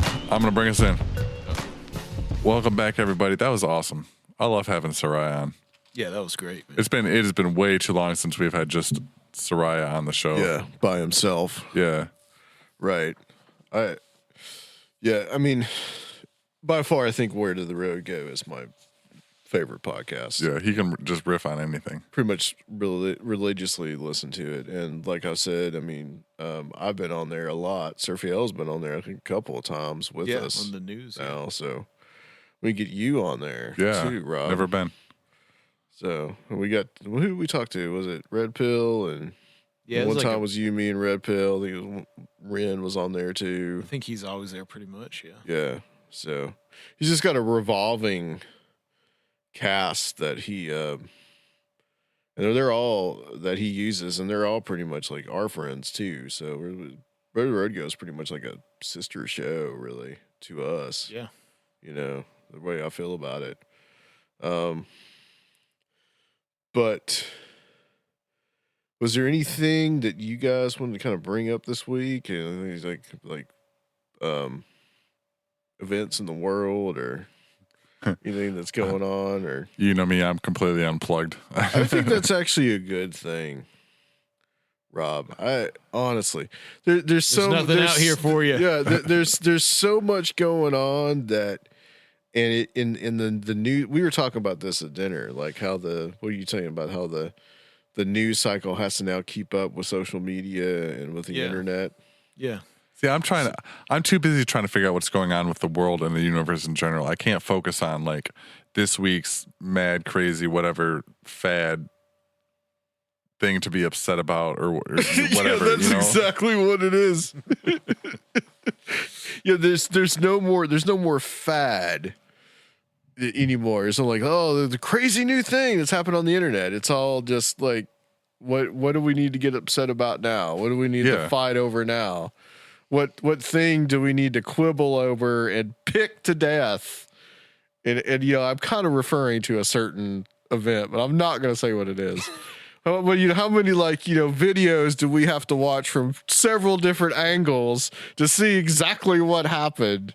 And then how much do we have one side that says something about it, and then you got the counter strike, and it's just like, and then it's over in a week, and then you move on to the next. And nothing has changed. And nothing has changed. Yes. And we still don't know if there's dark matter or not. We don't know if that's there's what dark I'm matter. thinking about. Yeah. That's why I lay at night thinking about. Right. I mean, and if you ignore it, then it's usually gone anyway. But you at least have somebody in your household that keeps up with the latest things that are going on in the world. Yeah, I get little updates here and there. It's like, it's like Kanye West. If we just all decide to ignore him, he'll go away. He will. I promise you. Yeah, that's true. Rob, you had some reviews that you wanted to read. Yeah, last year was such a great year. We had so much more support from the fans. And Are you trying to say like we had so much more support from the fans than this year? Is that what you're trying to? No, than previous years. It's really grown. I'm feeling a lot of love over the past year, and I really want to thank everyone that's reached out, and I would really want to just support the idea that if you like the show, the easiest way to help us out is just give us a review wherever you listen. Give us a nice 5-star little thing, a little blurb what you like about it. We've got so many great ones from. I'm just reading off of the iTunes app right now, but here's Cattle Queen. Love the show. Adam and friends are funny, entertaining, and talk about stuff I like to think about. They see the world as a spiritual, puzzling place and try to understand it. Hey. Exactly. Is that a 5-star review? Yeah. Great. Some good feel-good stuff there. Yeah, and there's a lot of them. Recap Kid. Great podcast. I stumbled across your podcast on Spreaker. Now I find myself going back and listening to all your available shows. You guys cover a huge amount of topics, something for everyone. Una Starhawk, great show. 5 stars. Yeah. Thanks, Una. And that costs you nothing to... Exactly. And it takes 30 seconds. Right. And it's just, there's been so many, I can't read all of them over the past year, but Never ever boring. The hosts, Adam, Rob, and this must have been before your time, Sir Fail. Adam, Rob, and Luke do a great job interviewing guests and keeping the show fresh and relevant. They manage to take extremely curious topics and present them in a way that combine intelligence and a healthy dose of humor. Oh, here's my favorite. It's insane with a Y. Indeed it is. Super Indeed Trooper it is. 3354. In the membrane. Words that describe Conspirinormal. Brilliant, insightful, casual, easy to listen to, fresh, incisive, even when rarely not awesome, is yet somehow still awesome. All right. Yeah, just a lot of support, a lot of love, and we really appreciate it. That's my favorite, is just to look through and see that we're reaching people and that people enjoy what we're doing. Yeah. And we haven't gotten any review since November. And that's true. I know that, I'm as guilty of it as anybody. But it does help us to go in and rate. And you can actually rate without leaving a review. But it's cool to see like what people think about the show and if all that. If you have any kind of minor qualms, there's so many different ways to reach us. You can message us on Facebook, conspirinormal@gmail.com. If you want to send a lengthy email, we read all of it. We really take it all to heart. We do want to know what you guys think. We want to make the show better. For you guys, you're the listeners. You're the ones we do this for. So, And there was one of those reviews that ended with "Where the hell is Luke?" So There was a sighting last night. There was a sighting last night. We want to give a Luke update. Sir Fiel, you tell the story best. Yes, yeah, I will let Sir Fiel tell this story. Man, no. Luke had a mystical experience last night.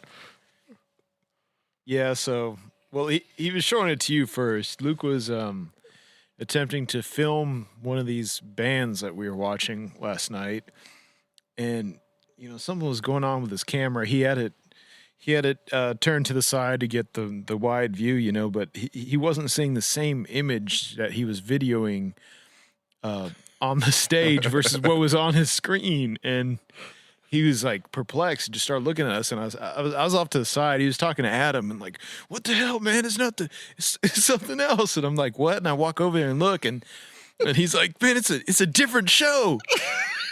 And so he thought He thought he was filming a different band on a different stage through space and time. Yeah. Yes, So somehow his cell yes. phone was maybe connected to another cell phone, or his alternate stage, alternate universe that was coming through.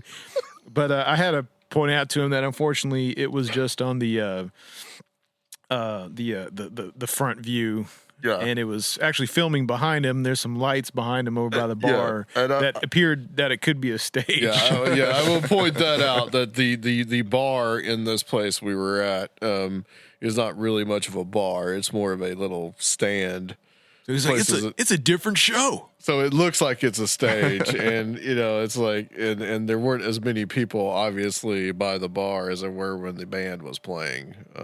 So yeah, Good example of why it's good to have a healthy level of skepticism at all times.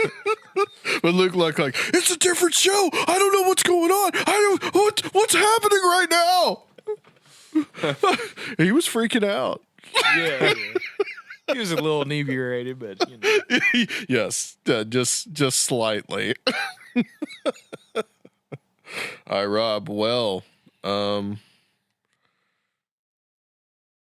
we glad that we're here tonight in good old Studio A. Yes, sir.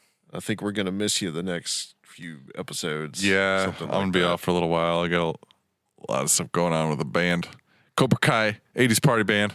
Yeah, If you're in the Nashville area, we're playing February 1st this will be up at that Shooters week. in Yeah. Hermitage. Yeah. And we're playing February 8th at the End downtown. Everybody knows where the End is. Come out and see us. We're opening up for a band called Trace Hombres. They're a ZZ Top band. I was about to say that's ZZ Top album, right? Yeah, they're a ZZ Top cover band. And then headlining the show is a Thin Lizzy cover band. It's going to be a great night. Should have included the Journey cover band in there too. Oh. If you'd known about them at the time. So yeah, come out and check them out. These guys, they do a really good job with the 80s cover bands. And what was it? Jeff had his guitar, Oh, Thunderstruck. Thunderstruck. Yeah. It's an Explorer. It's pretty dope. All right. Well, next episode, we're going to have Tim Swartz on, and we are going to be talking about one of our favorite subjects and getting a little bit more in depth. I also want to talk with Tim a little bit about some other subjects, but the main thing we're going to talk about is Jeff, the talking mongoose. Nice. And I'm really looking forward to this one. Tim is also the other co-host, the other part of the Tim Buckley's program on the KCOR radio network. So looking forward to talking to him. And so we got some great shows lined up for you the next few weeks. And we are rapidly approaching episode 250. Yes, we are. And starting to getting that put together. That's going to be more probably like a round table episode, I think. Not necessarily like in studio, but over the phone with a few guys.